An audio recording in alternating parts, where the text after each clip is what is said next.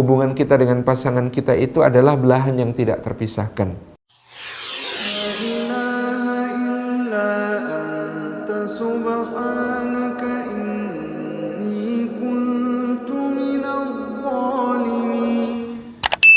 Alhamdulillah wa kafa wassalatu wassalamu ala rasulil mujtaba sayyidina wa habibina wa syafi'ina wa maulana Muhammadinil Mustafa wa ala alihi wa ashabihi wa dzurriyyatihi wa kulli man ittaba'al huda.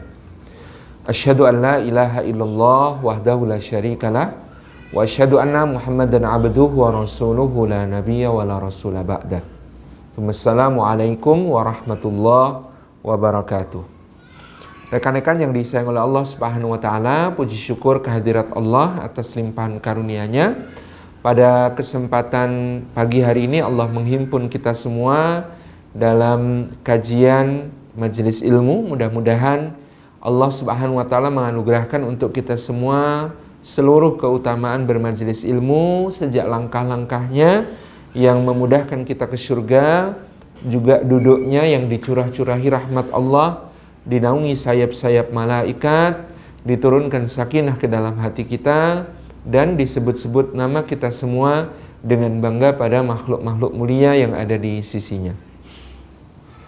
Rekan-rekan yang disayang oleh Allah Subhanahu wa taala, keluarga ini adalah salah satu institusi yang sangat penting di dalam peradaban Islam. Demikian pula Allah Subhanahu wa taala menjadikan keluarga sebagai tempat untuk melaksanakan begitu banyak perintahnya dan juga menjauhi larangannya, yang perintah maupun larangan tersebut tidak hanya bisa dipenuhi secara personal atau secara pribadi, melainkan melalui kehidupan berkeluarga.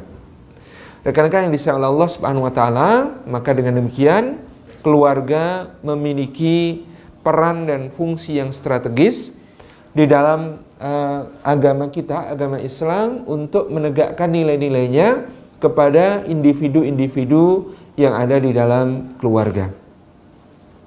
Nah, rekan-rekan yang disayang oleh Allah Subhanahu wa taala, apa saja karakteristik dan nilai-nilai yang kemudian ada di dalam sebuah keluarga Islami?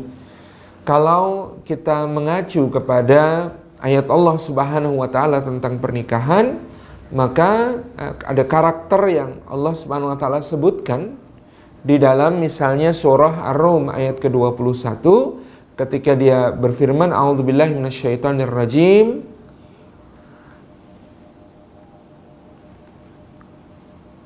bahwa Allah Subhanahu wa taala menyatakan, wa min ayatihi an khalaqalakum min anfusikum azwaja litaskunu ilaiha wa ja'ala bainakum mawaddata wa rahmah inna fi dzalika laayatil liqaumin yatafakkarun. Shadaqallahul adzim. Karakteristik dari pernikahan yang membentuk rumah tangga yang diridhai oleh Allah Subhanahu wa taala itu termaktub dengan kalimat sesungguhnya di dalam di antara tanda-tanda kebesaran Allah Subhanahu wa taala adalah bahwa Allah menciptakan untuk kalian pasangan dari diri-diri kalian sendiri, yang dengan pasangan itu kalian litaskunu ilaiha, kalian terhadap pasangan itu merasakan sakinah. Wa ja'ala bainakum mawaddata wa rahmah, dan Allah menjadikan di antara kalian ada mawaddah dan ada rahmah. Inna fi dzalika laayatil liqaumin yatafakkarun. Yang demikian itu, di dalam yang demikian itu terdapat tanda-tanda kebesaran Allah bagi orang-orang yang mau memikirkan, bagi kaum yang mau memikirkan. Nah, rekan-rekan yang disayang Allah Subhanahu wa taala, di sini kita menemukan beberapa karakteristik penting yang harus kita usahakan, kita perjuangkan di dalam rumah tangga kita sebagai sebuah rumah tangga Islami. Yang pertama, bahwasanya Allah Subhanahu wa taala menciptakan pasangan untuk kita itu dengan lafadz min anfusikum. Kata min anfusikum maknanya dari nafas-nafas kalian. Kata nafas-nafas itu bisa dimaknai dari diri-diri kalian, yang menunjukkan bahwa seperti dalam hadis Nabi Shallallahu Alaihi Wasallam, hubungan kita dengan pasangan kita itu adalah belahan yang tidak terpisahkan. Atau dalam hadis yang lain di mana Nabi Shallallahu Alaihi Wasallam menyatakan, sesungguhnya Allah menciptakan Hawa untuk Adam alaihissalam sebagai pasangannya itu diambilkan dari bagian dirinya Adam alaihissalam, yaitu dari tulang rusuknya sebelah kiri. Ini untuk menjadi perlambang bagi kita semuanya bahwa hakikatnya ada kesatuan di situ. Hakikatnya ada keserasian, hakikatnya ada keutuhan, di mana seorang suami harus merasa bahwa istrinya adalah bagian dari dirinya, seorang istri harus merasa suaminya adalah bagian dari dirinya, karena mereka diciptakan dari asal yang sama. Dalam pada itu tanggung jawab di pundak suami menjadi lebih besar, karena Allah kemudian menjadikannya sebagai qawam, menjadikannya sebagai pemimpin bagi keluarganya. Ar-rijalu qawwamuna 'alan nisa, yang lelaki menjadi pemimpin bagi kaum perempuan. Di kepemimpinan itu diumpamakan oleh seorang pujangga bagaimana wanita tidak diciptakan dari tulang kepala, sebab memang bukan hanya untuk disanjung dan dipuja semata-mata, bukan juga dari tulang kaki yang dimaknai juga bukan untuk diinjak dan diperbudak, tetapi dari rusuk kiri, karena rusuk kiri itu dekat ke jantung hati untuk dicintai, dekat ke tangan untuk dilindungi. Jadi makna di situ ada kepemimpinan, kesatuan, keutuhan yang ada di antara suami dan istri, dan nanti dari anak-anak yang kemudian dilahirkan oleh mereka di dalam keluarga tersebut. Kata min anfusikum juga dimaknai oleh para ulama dari nafas-nafas, jiwa-jiwa antar satu dengan yang lain individu di dalam keluarga. Itu hubungannya bukan sekedar hubungan fisik, akan tetapi juga adalah hubungan jiwa. Makna hubungan jiwa adalah bahwa Allah Subhanahu wa taala menjadikan kesamaan atau kesejiwaan itu sebagai syarat mutlak bagi sebuah rumah tangga yang sakinah, yang mawaddah, yang penuh rahmah. Maknanya inilah kenapa di dalam Islam kesekufuan dalam agama itu adalah perkara yang dipentingkan. Orang bisa menikahi perempuan karena kecantikannya atau karena kekayaannya atau karena nasab keturunannya, tetapi Nabi SAW hanya menekankan satu pertimbangan paling penting, yaitu faktor atau fatfar bidatid-din taribat yadak. Pilihlah atau menangkan olehmu yang beragama, niscaya kamu akan beruntung. Jadi keberuntungan itu diletakkan karena pilihan berdasarkan agama. Maka agama menjadi pertimbangan penting, value yang sangat kokoh bagi pilihan-pilihan yang kemudian diambil oleh seseorang ketika berkeluarga. Ini menunjukkan kesekufuan dalam agama. Ini oleh fikih dan syariat sangat ditekankan. Adapun kesekufuan dalam hal-hal selain itu hanyalah untuk membangun kenyamanan dan tidak perlu memberi penyesuaian diri terlalu banyak di antara kedua pasangan. Adapun jika bisa ditenggang, bisa ditoleransi, maka kesekufuan dalam perkara lain menjadi hal yang bisa tidak diprioritaskan. Contoh, harus sama suku atau harus selevel dalam pendidikan, atau harus sekufu dalam soal kekayaan, atau harus sekufu dalam soal parah serupa, sekufu dalam soal usia, dan lain sebagainya. Semua itu menjadi tidak mutlak karena yang dimutlakkan adalah sekufu soal agama. Yang berikutnya Allah Subhanahu wa taala mengatakan litaskunu ilaiha, untuk menjadikan rumah tangga tersebut sakinah. Kata sakinah ini adalah isyarat bagi litastaifu biha wali tamilu ilaiha, gitu ya. Wali ta'tafu ma'aha wali tamilu ilaiha wali tatmainu biha. Sakinah itu yang pertama, litastaifu biha, engkau bisa menjaga kesucian dirimu dengan kehadiran pasanganmu. Hadirnya istri bagi suami membuat suami tercegah dari perbuatan keji dan mungkar. Hadirnya suami bagi istri mencegah istrinya dari perkara-perkara yang dilarang oleh agama, yang dimurkai oleh Allah Subhanahu wa taala. Walita ta'tafu ma'aha, kemudian dia membangun sebuah ikatan atau sebuah atifah lahir batin di antara suami dan istri, di mana yang paling lahiriah godaan bisa di mana saja, tapi dia tahu bagaimana menghindarkan diri dari godaan itu dengan berlari kepada yang halal, dengan mendatangi istri yang diikat dengan janji suci di hadapan Allah Subhanahu wa taala dengan dirinya.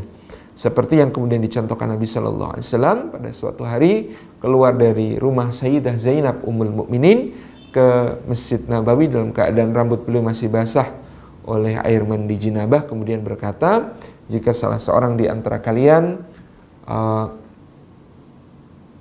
mendapatkan godaan dari berupa seorang wanita yang dijadikan syaitan sebagai penggoda baginya, lalu kemudian dia tertarik pada wanita itu, maka hendaklah dia pulang untuk menemui istrinya, karena pada istrinya terdapat segala sesuatu yang ada pada wanita tersebut, hanya saja lebih suci, lebih berpahala di sisi Allah Subhanahu wa taala.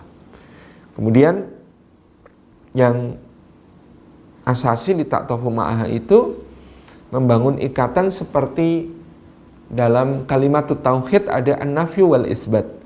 Kita menafikan selainnya dan hanya mengisbat satu yang dihalalkan oleh Allah Subhanahu wa taala bagi kita, dan perlu dipupuk ikatan tersebut dengan ungkapan-ungkapan cinta, baik secara verbal melalui ucapan, ungkapan maupun dalam berbagai ekspresi lain seperti saling memberi hadiah, saling memanggil dengan panggilan yang baik, saling mendoakan dengan doa-doa yang baik, dan seterusnya. Yang ketiga, litamilu ilaiha, maknanya karakteristik sakinah itu meliputi juga kecenderungan atau muyul, di mana sesudah menikah seseorang diharapkan untuk tidak lagi berpikir aku dan kamu, tetapi sudah berpikir sebagai kita. Seluruh anggota keluarga dia masukkan di dalam pertimbangan-pertimbangan setiap dia dihadapkan pada pilihan-pilihan atau harus mengambil keputusan-keputusan tertentu. Jadi ini yang dimaksud dengan sakinah dalam bentuk muyul, dalam bentuk kecenderungan. Yang terakhir, walitatma'innu biha, supaya itminan, mencari ketentraman dalam pada ketika berjumpa, saling menguatkan untuk berketaatan di jalan Allah. Dan apabila sedang dalam tugas, mungkin rekan-rekan ada yang berpisah dari keluarga, work di base tetapi tidak bisa pulang dalam kondisi-kondisi tugas semacam ini misalnya gitu ya. Dalam keadaan berpisah pun ada ketentraman karena saling menitip kepada Allah, saling mendoakan karena Allah Subhanahu wa taala. Ini karakteristik sakinah. Yang berikutnya Allah mengatakan wa ja'ala bainakum mawaddatan, dan Allah menjadikan di antara kalian ada mawaddah. Ada rasa cinta yang bergelora. Kalau sakinah itu cinta yang menenteramkan, maka kalau mawaddah adalah cinta yang bergelora, yang menyala-nyala.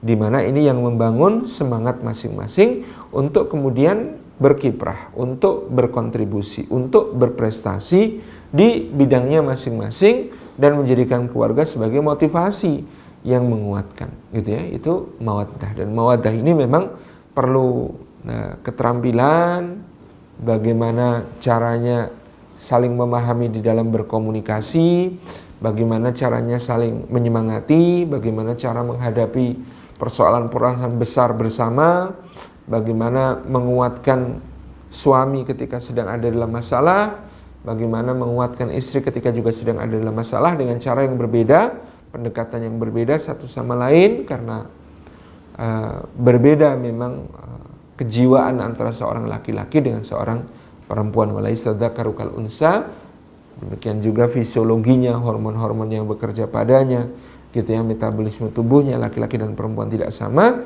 yang juga sangat mempengaruhi bagaimana caranya berkomunikasi, bagaimana caranya mengutarakan maksud, bagaimana caranya berbicara, bagaimana caranya menghadapi masalah, menghadapi persoalan, gitu ya, yang masing-masing berbeda. Ini perlu dikaji ilmunya, difahami, dan kemudian dilatih sedikit demi sedikit supaya di dalam rumah tangga tercipta mawaddah dalam bentuk saling pengertian yang menguatkan, dalam bentuk saling memberikan semangat, saling menjadi buffer, menjadi penyangga bagi pasangannya, juga kepada anak-anak kita semuanya. Itu mawaddah, ada cinta yang bergelora di situ.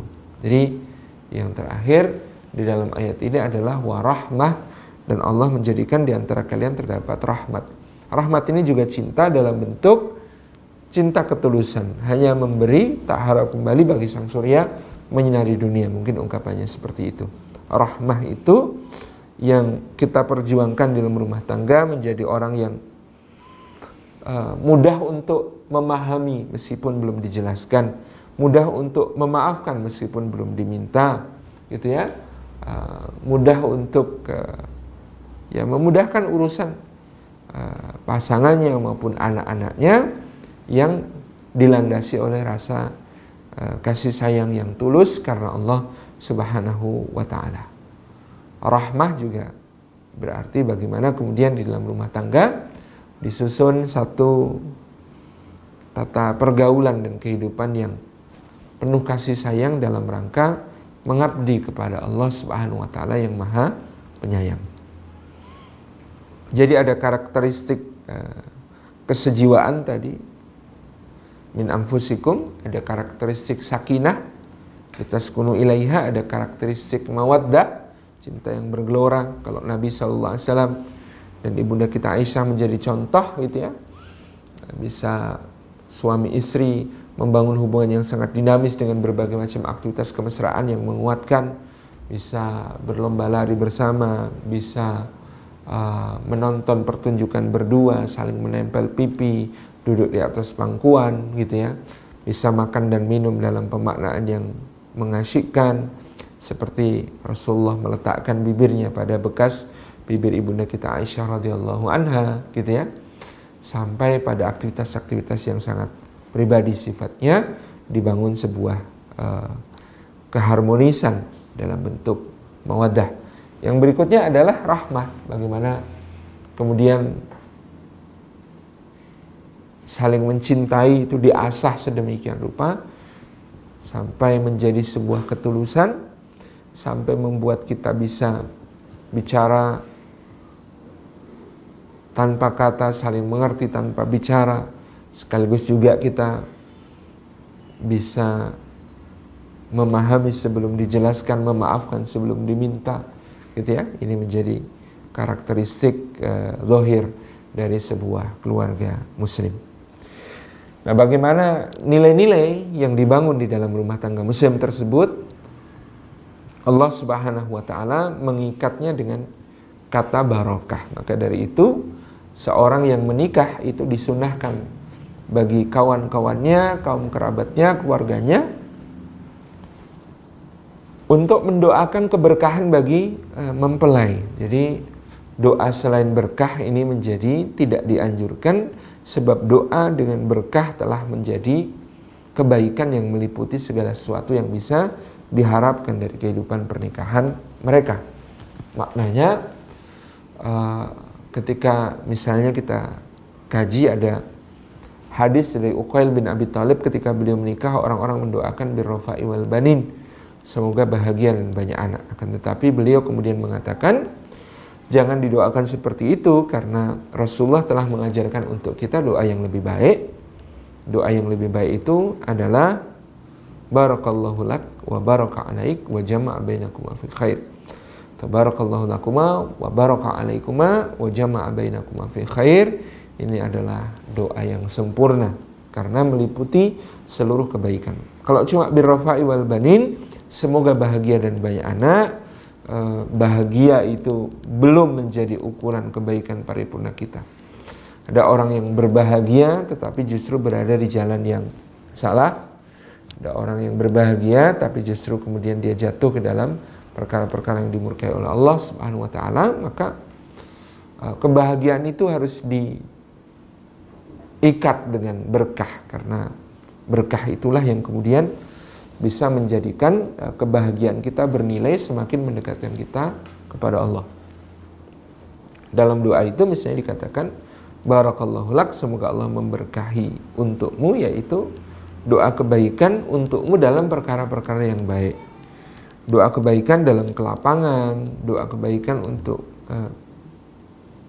kemudahan, doa kelebihan, doa keberkahan untuk memberi nilai kepada karunia-karunia Allah, mendapat nikmat-nikmat dari Allah, di dalam kehidupan. Wa baraka alaik, dan semoga Allah memberikan berkah atasmu untuk kita semuanya, supaya berkah juga kalau kemudian kita ditimpa musibah, kehilangan, kekurangan, kesulitan, kesusahan, yang semua itu juga niscaya akan diujikan oleh Allah Subhanahu wa ta'ala kepada diri kita semua. Ini ada berkah di dalamnya yang membuat orang juga semakin dekat dengan Allah Subhanahu wa ta'ala dan menghasilkan kebaikan-kebaikan yang berlapis-lapis bagi dirinya di berbagai bidang kehidupan. Jadi barakallahu lak wa baraka alaik. Kemudian Allah dan Rasulnya sallallahu alaihi wasallam mengajarkan kepada kita wa jama'a bainakum atau wa jama'a bainakuma fi khair. Semoga Allah menghimpun kalian berdua di dalam al-khair fit dunya, yakni ta'ah, wal akhir, di akhirat nanti berupa ridha dan surganya Allah. Jadi kalau di dunia yang dimaksud al-khair itu adalah at-ta'ah, ketaatan-ketaatan yang akan membawa kita kepada ridha dan surganya Allah Subhanahu wa ta'ala. Jadi berkah ini nilai yang mengikat antara cita-cita kita tentang rumah tangga Islami tadi, yang min anfusikum, yang sakinah, yang mawaddah, yang rahmah. Kemudian di situ ada juga pengikat yang disebut sebagai berkah. Nah, apa yang diikat itu adalah nilai-nilai terbaik yang kemudian ada di dalam kehidupan. Nilai-nilai itu misalnya bisa kita baca di dalam kalimat-kalimat Luqman untuk putranya. Yang pertama adalah ketika dalam surah Luqman dikatakan, Luqman berkata kepada anaknya di waktu memberi pengajaran kepadanya, wa qala Luqman li banihi wa huwa ya'iduhu ya bunayya la tusyrik billah. Kalimatnya adalah, wahai anakku tersayang, janganlah engkau mensekutukan Allah. Nah, ini nilai dasar pertama yang penting, basic value di dalam keluarga Islami adalah tauhid. Jadi karakteristiknya tadi, min anfusikum litaskunu ilaiha wa ja'ala bainakum mawaddatan wa rahmatan, gitu ya. Itu diikat dengan berkah bersama yang pertama nilai tauhid. Ya bunayya la tusyrik billah. Wahai anakku, janganlah engkau mempersekutukan Allah. Ini perkara yang sangat penting untuk dijaga di dalam keluarga kita. Enggak hadis Nabi SAW, kullu mauludin yuladu al fitrah fa abawahu yuhawidanihi au yunassiranihi au yumajjisanihi, di mana Allah Subhanahu wa taala menyampaikan, Rasulullah SAW menyampaikan bahwasanya semua bayi yang lahir di atas fitrah, maka kedua orang tuanya yang akan bertanggung jawab terhadap kemajusiannya, keyahudiannya ataupun kenasraniannya, gitu ya.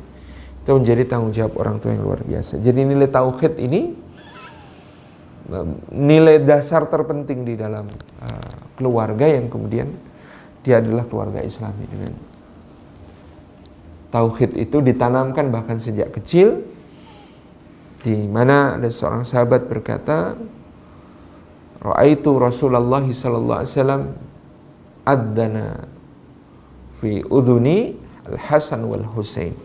Aku melihat Nabi sallallahu alaihi wasallam itu membacakan adzan di telinganya Al-Hasan dan Al-Husain, juga demi penanaman tauhid, penanaman akidah, penanaman keesaan Allah Subhanahu wa taala, di mana masing-masing anggota keluarga dibawa untuk memahami bahwa Allah adalah Rabb yang menciptakan, yang memelihara, yang memberi rezeki, yang mengatur segala urusan, yang memiliki dan menguasai, gitu ya. Maka konsekuensinya dia pula yang paling berhak untuk disembah, gitu ya.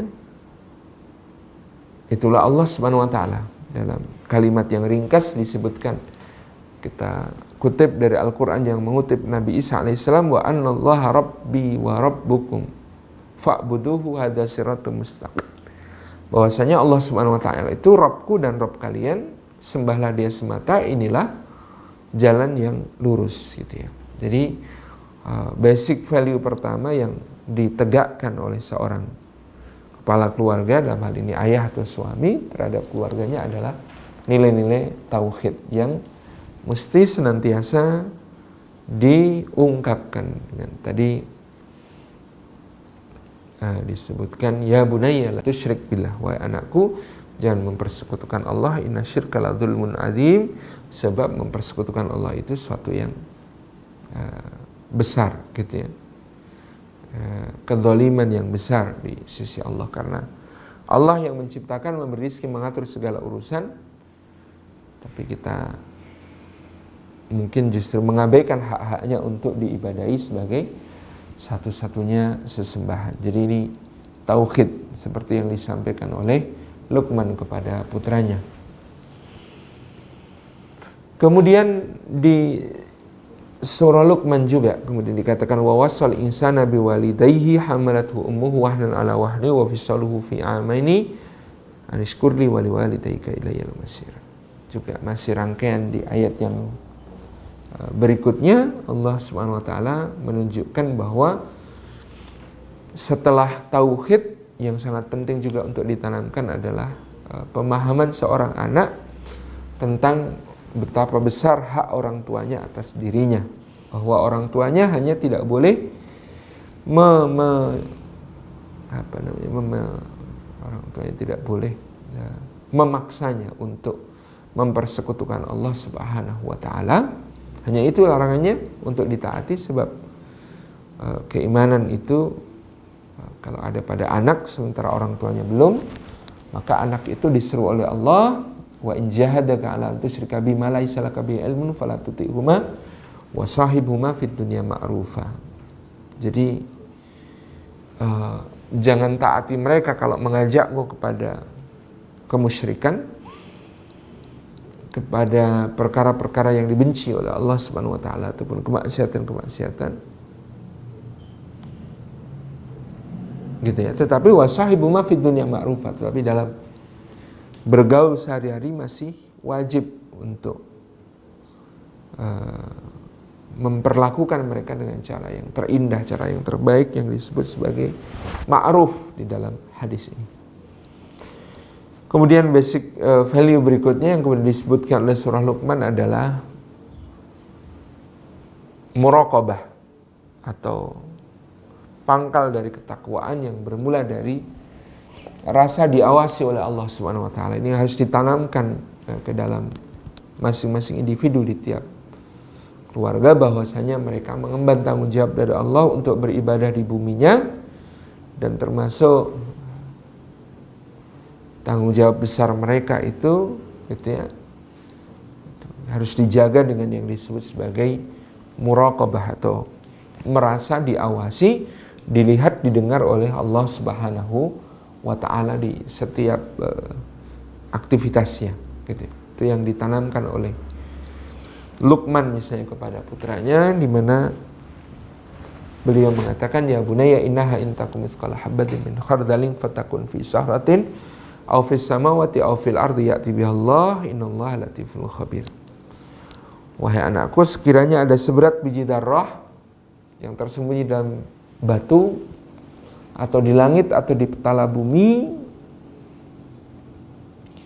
maka sekecil apapun dia, Allah Subhanahu wa taala pasti akan mendatangkan balasannya. Allah Subhanahu wa taala akan memberikan balasannya dan memandang kepadanya.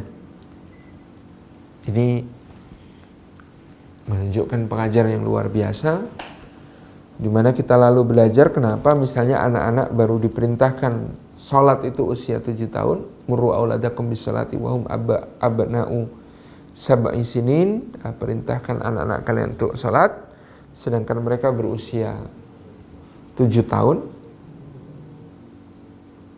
Apa yang kita lakukan sebelum 7 tahun adalah tadi tauhid, kemudian birrul walidain, kemudian muraqabatullah. Ini yang lebih dahulu harus ditanamkan kepada anak-anak, sehingga mereka tidak perlu tergesa-gesa dipaksa untuk ikut beribadah bersama orang-orang dewasa, akan tetapi dikenalkan sedikit demi sedikit dengan penuh perhatian dan kasih sayang untuk dicegah dari perkara-perkara negatif yang bisa lahir dari keyakinan dalam hati, persepsi dalam akal pikiran, dan lain sebagainya.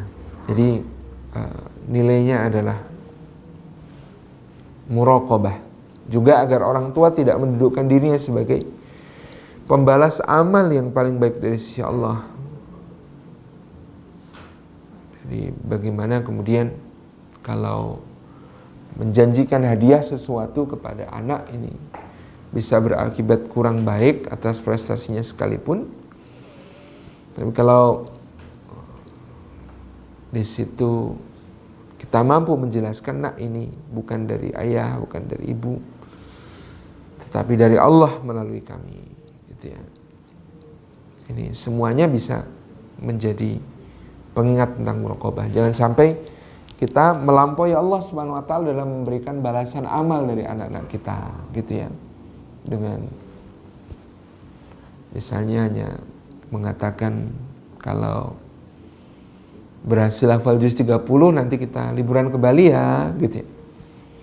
Hadiah semacam itu tidak ada masalah, tetapi yang lebih penting adalah bagaimana membiasakan anak-anak kita, memberi tahu mereka, nak, meskipun ayah tidak tahu sehingga tidak marah kepadamu, ibu tidak tahu sehingga tidak menjewermu, ustazah di sekolah tidak tahu sehingga tidak bisa mengingatkanmu, kemudian kalau Allah mengetahuinya, maka sesungguhnya tidak ada persoalan. Yang penting diketahui Allah, maka Allah akan memberikan balasan yang sebaik-baiknya kepada kita, dan balasan Allah itu jauh lebih indah daripada penghargaan dari ayah, dari senyuman apresiasi dari ibu, atau kekaguman dari guru-guru ataupun teman-teman. Itu kita harus tanamkan kepada anak-anak kita bahwa penghargaan dan penglihatan Allah jauh lebih utama daripada yang ada dari manusia ataupun dari makhluk yang lain. Demikian pula dalam soal yang buruk, kalau tidak ada ayah yang melihat lalu bisa menjewermu, atau ibu tidak bisa kemudian menegurmu, memarahimu, teman-teman tidak bisa mengolok-olokmu, maka meskipun begitu, kalau kamu yakin Allah Maha melihat, Allah Maha mendengar, maka kamu bisa menjaga diri karena kamu yakin Allah azabnya sangat pedih. Jadi value berikutnya adalah muraqabatullah, atau perasaan merasa diawasi oleh Allah SWT. Barulah yang berikutnya adalah ibadah. Dengan kita simpulkan dari kata-kata Sayyidina Luqman tadi, ya bunayya aqimis salata wa'mur bil ma'rufi wanha 'anil munkar wasbir 'ala ma asabak inna dzalika min azmil umur. Wahai anakku, gitu ya, tegakkan salat, bukan cuma sekedar lakukan salat, tetapi menegakkan nilai-nilainya sampai kita terjemahkan keluar salat di dalam kehidupan, gitu ya. Aqimis salata wa'mur bil ma'ruf, dan juga perintahkan yang ma'ruf, wanha 'anil munkar, cegahlah kemungkaran, wasbir 'ala ma asabak, dan bersabarlah dalam apa yang menimpamu, inna dzalika min azmil umur. Semua yang demikian itu termasuk perkara yang diwajibkan. Jadi ibadah ini suasana yang harus kita hidupkan di dalam rumah tangga kita, dalam keluarga kita. Rumah kita juga harus menjadi tempat, apalagi ini sedang musim pandemi, insya Allah lebih mudah mengamalkan sunnah yang ini. Menjadikan rumah sebagai tempat kita beribadah, membaca Al-Quran dan lain sebagainya, yang kata Ibnu Qayyim Al-Jauziyah, rumah-rumah yang di dalamnya dibacakan Al-Quran Karim dan dilaksanakan amalan-amalan sunnah, maka rumah itu akan bercahaya bagi penduduk langit seperti bercahaya bagi penduduk, sebagaimana bintang-bintang itu bercahaya tampak bagi penghuni bumi. Kalau kita melihat bintang-bintang berkelap-kelip nun di sana. Maka perumpamannya demikian pula rumah-rumah yang di dalam dilakukan berbagai macam aktivitas amal ibadah yang baik, maka dia akan tampak bercahaya di langit oleh aktivitas tersebut.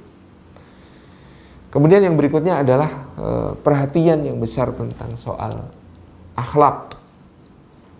Bagaimana akhlak dibentuk, bagaimana akhlak ini dibiasakan. Ibu dan bapaknya akhlak yang paling utama adalah as-sidqu wat tawadhu. Kejujuran dan kerendahan hati yang jika terpelihara pada diri seseorang, maka niscaya akan lahir akhlak-akhlak yang lain. Kalau ini menjadi ibu dan bapak dari akhlak asasi yang ada pada diri kita. Dalam hal berikutnya yang terakhir adalah wa ja'ala bainakum, yang terakhir adalah bagaimana akhlak gitu ya. Kalau akhlak kemudian disusul dengan adab gitu ya. Kalau akhlak wala tusya'ir khaddaka linnasi wala tamshi fil ardi maraha innallaha la yuhibbu kulla mukhtalin fakhur. Kalau adab adalah waqsid fi masyika wa tut min sautik inna ankarul aswati la sautul hamir. Adab adalah amalan operasional yang paling tampak dari akhlak yang ada di dalam diri seseorang. Jadi kalau akhlaknya baik, insya Allah juga dia akan terdidik dengan adab-adab yang baik di dalam menyampaikan urusan-urusannya kepada yang bersangkutan. Teman-teman yang disayang oleh Allah Subhanahu wa taala. Jadi inilah value atau basic values, nilai-nilai mendasar yang harus ada dalam sebuah rumah tangga Islami. Dari karakteristiknya yang min anfusikum, karakteristiknya yang sakinah, karakteristiknya yang mawaddah dan rahmah, lalu diikat dengan keberkahan berupa berkah untuk hal-hal yang nikmat, berkah untuk yang musibah, dan kemudian kita sambungkan dengan berkah itu karakteristik atau ciri-ciri yang luar biasa dari rumah tangga Islami berupa orientasi tauhid yang sangat kuat bagi anak-anak kita, kemudian disusul dengan memahamkan tentang birrul walidain, tentang muraqabatullah, tentang akhlak, dan terakhir tentang adab. Semua ini adalah satu kesatuan konun gitu ya. Kalau kita baca di dalam Al-Quranul Karim terdapat konun-konun keluarga yang mengatur kehidupan keluarga sedemikian rupa dengan segala pilar-pilarnya yang juga mulia. Demikian ikhwan dan akhwat yang dimuliakan Allah Subhanahu wa taala, saya kira sebagai pengantar perbincangan kita pada kesempatan pagi hari ini tentang karakteristik dan nilai-nilai di dalam keluarga Islami, mudah-mudahan bermanfaat. Saya kembalikan kepada pembawa acara. Wassalamualaikum warahmatullahi wabarakatuh. La ilaha illa anta subhanaka